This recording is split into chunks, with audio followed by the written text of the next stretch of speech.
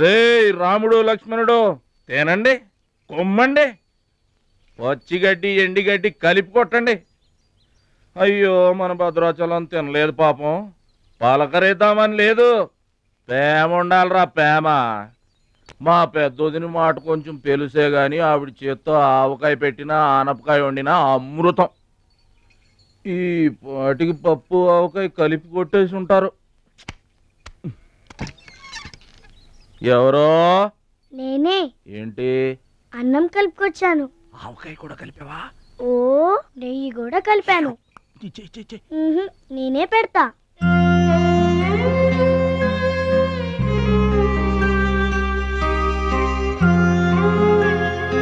ఏంటి ఏడుస్తున్నావు? మా అమ్మ మాటలు గుర్తుకొచ్చాయా?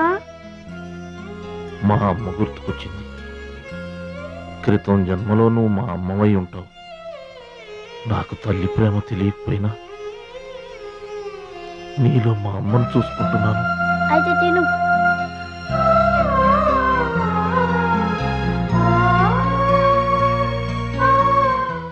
ఏంటి చెల్లై చూస్తున్నావు? అతను వాడి గురించి ఒక్క మాట మాట్లాడినా వేస్టే. పనికి మాలిన వెధవ, సోంబేరి, తిండిపోతు. ఆయన తిండి సరే, ఈ తిండి దేనికి? రేపు పోటీలు కదా, గెలుద్దామని. గెలుద్దామనే? ఆ సెటప్ ఏంటి? వాడు వేస్ట్ అయితే వీడు సూపర్ వేస్ట్ కదరా అన్నయ్య. నువ్వు చెప్పింది కరెక్టే. వాడు పోటీలకేనా? గెలుద్దామనే? వాడు గెలుద్దామనే. వీడికి మ్యాథ్ ఎక్కువ, మోత్ తక్కువ. వాడికి కండ ఎక్కువ, కార్యం తక్కువ. దొందు మా రోజుల్లో అయితేరా ప్రతి సంవత్సరం అమ్మా. నువ్వా? పాతికిస్తావా? పాతికేంటి? పాలా ఇస్తావా? పావలా ఏంట్రా? పోనీ ఊరికే ఇస్తా.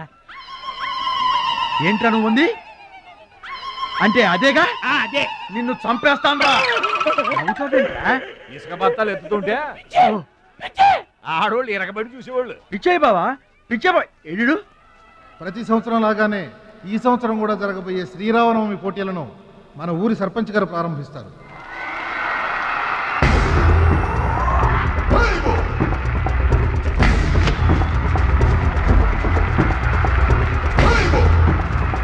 బాబాయ్, ఏంటి తోసుకుంటూ వస్తున్నావు? మా బాబాయ్ గెలడం నేను చూడాలిగా. ఎవరు మీ బాబాయ్? అదిగో మిలమిలా మెరిసిపోతున్నాడే, అతనే మా బాబాయ్. ఆ బండపయ్య అతను గెలవడు. అదిగో సన్నగా ఉన్నాడే మా అన్నయ్య, అతనే గెలుస్తాడు. గాజ్ బెంక్ లో ఉన్నాడు, వాడేం గెలుస్తాడు? మా బాబాయ్ గెలుస్తాడు. లేదు, మా అన్నయ్య గెలుస్తాడు. మా బాబాయ్ గెలుస్తాడు. మా అన్నయ్య గెలుస్తాడు. అలాగా? మీ అన్నయ్య గెలుస్తాడా? సరే. ఎక్కడికి? దేవుడికి దండం పెట్టుకోవాలని. ఏమని? ఈసారి మళ్ళీ మీరు పడవెక్కినప్పుడు దానికి చిల్లు పడి మీరందరు గోదావరిలో మునిపోవాలి. అమ్మో, ఇలా కూడా దండం పెట్టుకుంటారా? మీ బాబాయ్ గెలుస్తాడు కానీ అలాంటి దండాలు పెట్టుకోవద్దు నువ్వు. సరే, మా బాబాయ్ గెలవాలని దండం పెట్టుకో. సరే.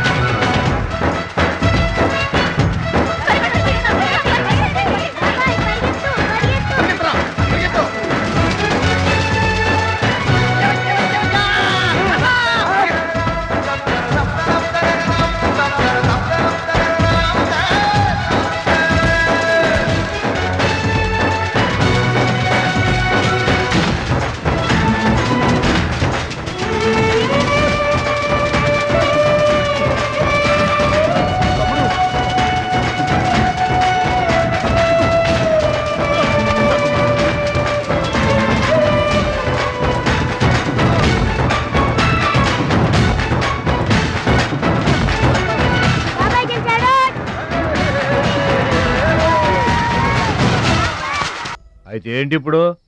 ఆడి గుండె జబ్బొస్తే నేను డబ్బులు ఇయ్యాలా? మీరిచ్చేదే ఉంది బాబాయ్, మా పొలం ఉంది కదా, అది అమ్మి. ఆహా, అమ్మి డబ్బు ఒట్టుకుపోదామని వచ్చావన్నమాట. మా తల్లే, వాటాలు పంచేయటానికి మీ 5 పూచు పుల్ల కూడా లేదు ఇక్కడ. మా అమ్మా నాన్న వాడిని డిగ్రీ దాకా చదివించారు, అది గుర్తుంచుకోండి. వాడు చదువుకున్నాడు కాబట్టే వాడికి 5 ఎకరాలు పంచారు. మీరు చదువుకోలేదు కాబట్టే మీకు 20 ఎకరాలు ఇచ్చారు. అయినా ఇవాళ వాడి ప్రాణం మీదకి వచ్చి అవసరమై వాడి పొలం వాడు అమ్ముకుంటానంటే మీరు అభ్యంతరం పెడతారేంటండి? అయినా వాడికి చదువు వచ్చింది, చదువుకున్నాడు, మీకు చదువు రాలేదు, చదువుకోలేదు. వాళ్ళు రాలిపోతాయి మరో మాట మాట్లాడేవంటే. నాకు చదువు రాక కాదు, ఆడి కోసం త్యాగం చేశా.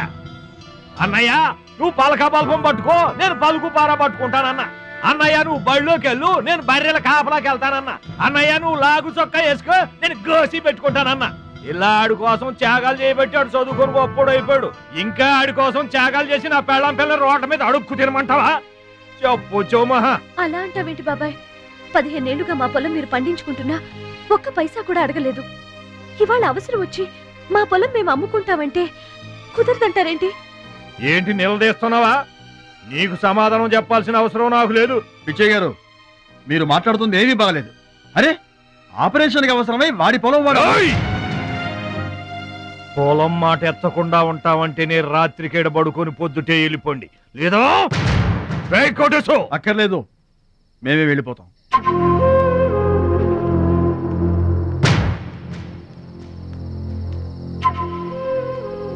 మీరేం బాధపడకండి, ఊరేం కొట్టుపోలేదు. అమ్మా మహాలక్ష్మి, మీ నాన్నకి మీ బాబాయికి రాముడికి రావణాసురుడికున్నంత తేడా ఉందమ్మా. చట్ట ప్రకారం ఈ పొలం మీదే, దాన్ని మీరు ఎప్పుడైనా ఎవరికైనా అమ్ముకోవచ్చు. కావాలంటే మేము కూడా సాయంగా ఉంటాం. ఏంటి మీరు పంచాయతీ ఎట్టగానే పంచాయతీ అడిచిపోయి పరిగెత్తుకుంటా వచ్చి మీ కాళ్ళ కనబడతాం అనుకుంటున్నారా? ఏయ్, పిచ్చి పిచ్చి వేసారంటే పొలంలో కలుపుని తీసినట్టు తీసి అవసరం మరే తెలియట అనుకుంటున్నారా? పిచ్చియా, నోరు జారుతున్నావు. నోరు జారటం కాదురా, మధ్యలో ఎవడైనా మాట్లాడాడంటే మెడకాయలు తెగిపోతాయి. ఏంటండి మరి అన్యాయంగా మాట్లాడుతున్నారు? ఎవడ్రా నువ్వు? ఎవడ్రా నువ్వు? ఇది మాకు సంబంధించిన విషయం. మధ్యలో మాట్లాడటానికి ఎవడివిరా నువ్వు? బాబాయ్, మీరు మర్యాద లేకుండా మాట్లాడుతున్నారు. మర్యాద ఎక్కువ ఇచ్చాను కాబట్టే ఇంకా ఈ ఊళ్ళో ఉన్నారు. మళ్ళీ మర్యాదగా చెబుతున్నాను, గోదావరి దాటి అవతలకి వెళ్ళిపోండి, లేకపోతే గోదట్టు కలిపేస్తా. పిచ్చయ్య గారు, మేము ఊరొచ్చింది పొలం అమ్మి డబ్బు తీసుకెళ్ళడానికి, ఆ పని కాకుండా కదలం.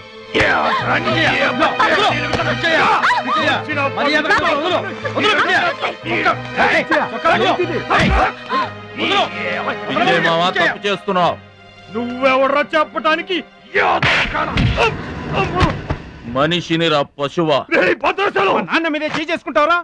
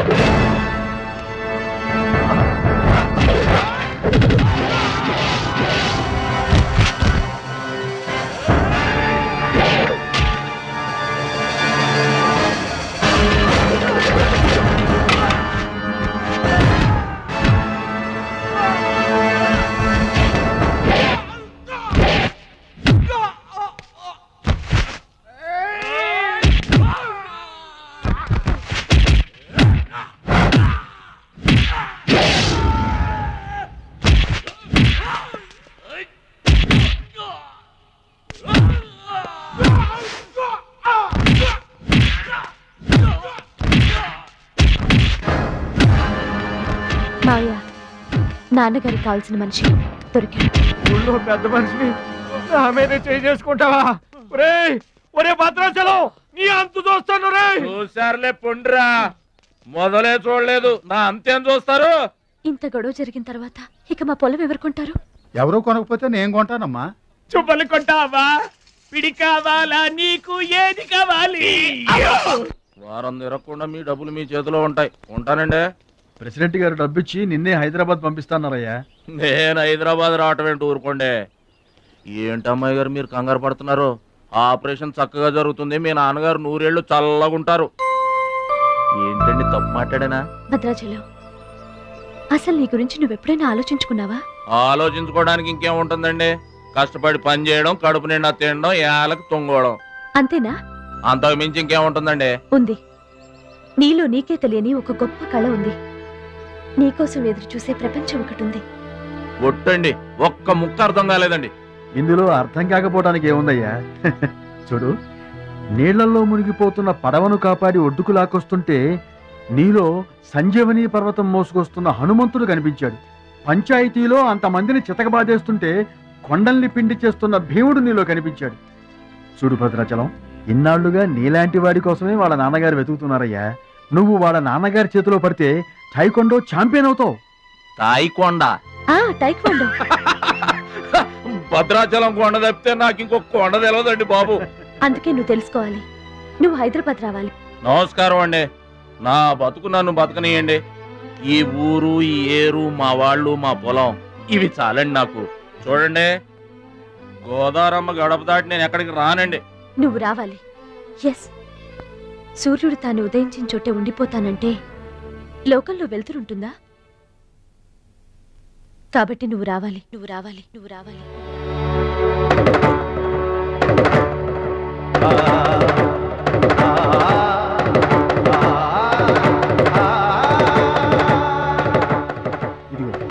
ఇది మా అడ్రస్ కార్డు. నువ్వు ఎప్పుడైనా రావచ్చు. ఏమా బయలుదేరదాం?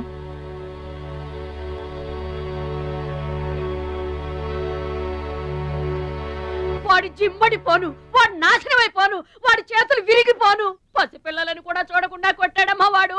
వాడి కొంప కూలిపోను. మింగడానికి మెతుకులేని పొండాకోర్లు నా మొగుడిని కొడతారా? వీళ్ళు నాశనమైపోను. పుట్టింట్లో కూడా పడని తిట్లు ఎదిరింటోళ్ళతో పడాల్సి వచ్చింది. నాకు ఈ కర్మ ఏంటండి? మిమ్మల్ని తేలిగ్గా వదలను. నా తడాక ఏంటో చూపిస్తా. మీ అంతు తేలుస్తా.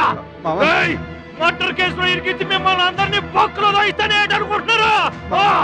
నా మాట నీ చేతులు పట్టుకుంటామా? ఇంకా మీ మాటినేది. నా మీద చేసుకున్నంత గొప్పడైపోయా మీ తమ్ముడు. నా దిగువ పొలమే మీదే, అది గుర్తుంచుకోండి.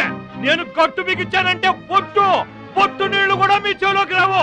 నేను కాదన్నానంటే బస్తా ధాన్యం కూడా బయటికి రాదు. ఆకలితో మలమల మాడి అనుకుంటున్నారు. వాడి మీద కోపం మా మీద చూపించకమా? పిల్లల కలవాళ్ళం మలమల మాడిపోతామా? నీకు దండం పెడతాను వాడు చేసిన సావగొట్టి చెవులు మొయటం అంటే ఇదే. ఆడు కాళ్ళు ఎరగొట్టమును, మీరు కాళ్ళు పట్టుకొని మధ్యలాటమునా? ఏటని ఈ అబ్బా నాటకాలు ఆడుతున్నారా? అదిగో వాడే వస్తున్నాడు కదమ్మా, వాడి చేత నీ కాళ్ళు పట్టిస్తామా? మా కాళ్ళు ముద్దులు అనుకుంటామేట్రా? పడు కాళ్ళ మీద. నేను తప్పు చేయలేదన్నయ్య. ఏంట్రా ఎదురు చెప్తున్నావు? వెళ్ళి కాళ్ళు పట్టుకో. నేను తప్పు చేయలేదన్నయ్య. చెప్పరా, చెప్పు. ఆడెందుకు పడతారా? ఆడు పడ్డా మీరు ఏమీ అయినా పడవద్దు. మొత్తం అందరూ కట్టుకొని ఈదిని పడుతురు గాని. ఏమయ్యా మమ్మల్ని ఇట్ట బతకనివా? ఇన్నాళ్ళు మా రెక్కల ముక్కలయ్యేలా వండి పెడితే మాకు మంచి పేరే తెచ్చిపెట్టావు. కొంచెడు బియ్యం వండి పెడితే కొంచెమైనా ఉంచకుండా దున్నపోతలా తింటాడు. అయినా మా బిడ్డే కదా అని ఊరుకున్నాం. సోలెడు పప్పు వండి పెడితే సగం అన్నానికే సరిపెట్టుకు చస్తాడు. అయినా మా అబ్బాయే కదా అని ఊరుకున్నాం. బాలేదా అని ఒక్క 4 రోజులైనా కాలేదు ఆవకాయ పచ్చడి పెట్టి. పూటకి కిలో పచ్చడి చొప్పు నాకి పారేసి జాడించి తన్నాడు. ఆయన పోన్లే మా అమరిదే కదా అని సరిపెట్టుకున్నాం. పచ్చళ్ళు మింగితే సరిపెట్టుకుంటాం గాని పరువు మింగుతుంటే ఎలా సరిపెట్టుకుంటామండి? ఏమండి, ఉంటే ఇంట్లో అతనన్నా ఉండాలి, లేదా మేమన్నా ఉండాలి. తేల్చుకోండి. రాక్క నువ్వు ఒక్కడవే ఇంట్లో ఉండరా. మేమే వెళ్ళిపోతావురా. పనికమాల వెధవా. పోతావురా, మేమే పోతాం. ఆగండి అన్నయ్య, నేనే వెళ్ళిపోతాను.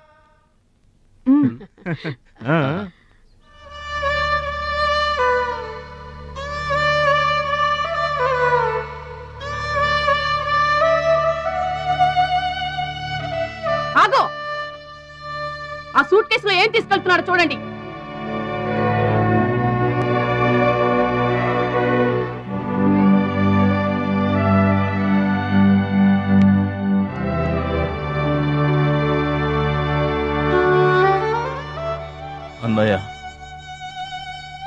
మీకు ఒకళ్ళకొకళ్ళు తోడున్నారు, నాకెవరున్నారు?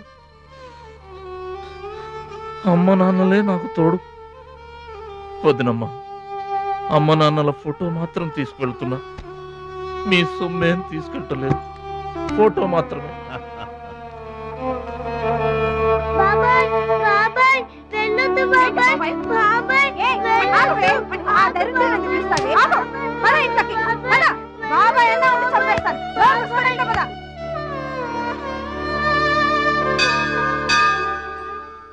చిట్టమ్మా, నా కోసం ఎవ్వరూ రాకపోయినా నువ్వు వస్తావని నాకు తెలుసు, అందుకే ఇక్కడ కూర్చున్నా. ఎక్కడికి వెళ్తున్నావు చిన్నాన్న? పట్నానికమ్మా. నీ దగ్గర డబ్బులున్నాయా? నా దగ్గర డబ్బులు లేవమ్మా. పట్నం వెళ్తున్నానుగా, బోల్డ్ డబ్బులు తెచ్చిస్తా నీకు. ముందు వెళ్ళడానికి లేవు గాని వచ్చిన తర్వాత ఇస్తాడంట పెద్ద.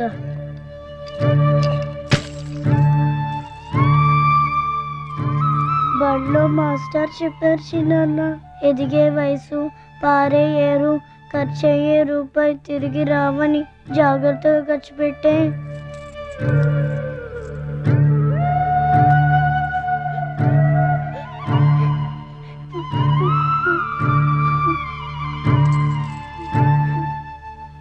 పట్నం నుండి నీకేం తీసుకురాను? మంచి పేరు తీసుకురా. ఈ ఊర్లో అందరు నేను మంచోడు అంటారుగా, అలాగే పట్నంలో కూడా అందరి చేత మంచివాడు అనిపించుకోవాలి. మా అమ్మ నాన్నలు కూడా నేను చాలా మంచివాడు అనాలి, సరేనా? గేదె పాలంత స్వచ్ఛమైన మనసు అనేది నీకంతా మంచి జరిగింది. మంచోడికి లోకంలో అంతా మంచి జరుగుద్ది, నీకేం భయం లేదు. నీకు అక్కడ ఏ ఇబ్బంది వచ్చినా వెనక ముందు చూడకుండా వచ్చేసేయి. నువ్వు చేసే కష్టానికి ఎక్కడైనా కళ్ళకద్దుకుని పళ్ళలో పెట్టుకుంటారు భద్రాచలం. ఇదిగో డబ్బు. వద్దండి. ఉంచరా, మా దగ్గర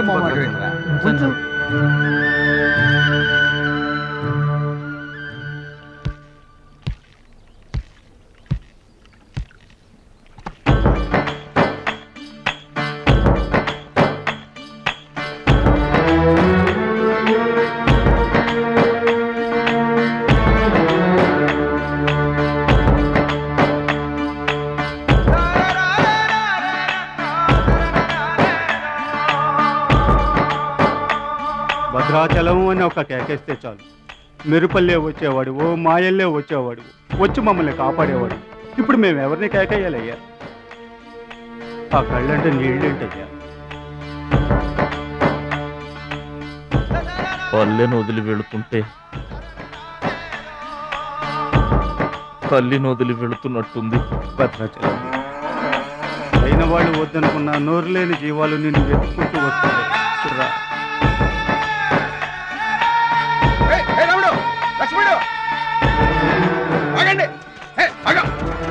రాముడు, లక్ష్మణుడు, బాబాయ్.